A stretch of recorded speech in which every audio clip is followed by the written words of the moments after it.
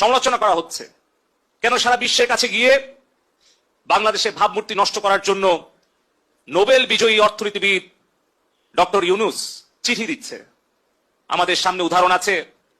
কিভাবে আফগানিস্তানে একটা দেশ দখল করে সেখানে একটা গণতান্ত্রিক সরকারকে উচ্ছেদ করে হামিদ কারজাই নামে একজন বিদেশ থেকে এনে সেখানে কিন্তু সরকারের দায়িত্ব জোর করে চাপিয়ে দিয়েছিল।